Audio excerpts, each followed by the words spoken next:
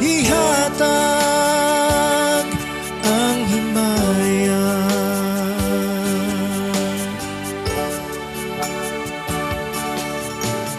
Dili ka namo o Ginoo, kundili sa imong ngalan, ihatag ang himaya.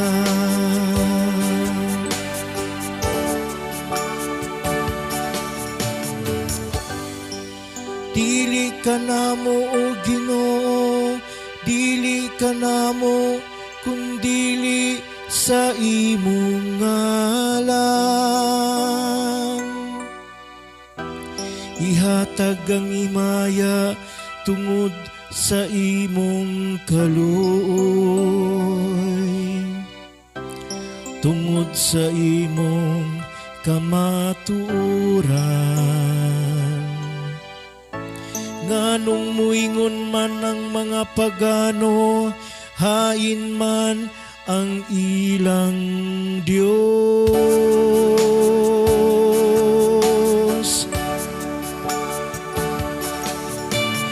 Dili ka namo o Ginoo, kundili sa imong ngalan, ihatag ang himaya.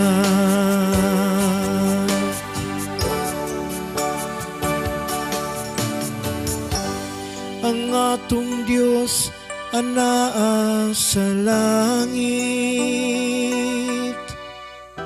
bisan unsay iyang gusto iyang buhaton.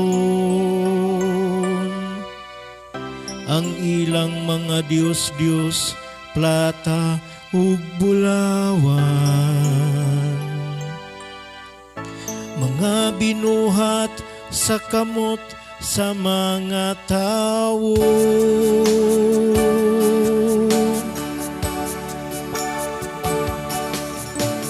Dili ka namo o Ginoo, kundili sa imong ngalan,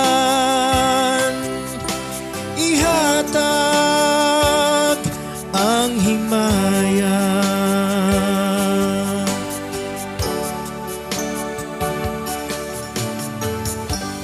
Panalanginan unta kamo sa Ginoo, nga nagbuhat sa langit ug sa yuta. Ang langit mao'y langit sa Ginoo, apan ang yuta iyang gihatag ngadto sa mga anak sa mga tawo.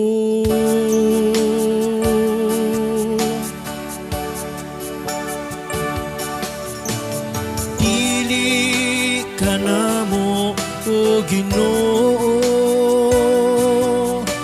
kundili sa imong ngalan, ihatag ang himaya.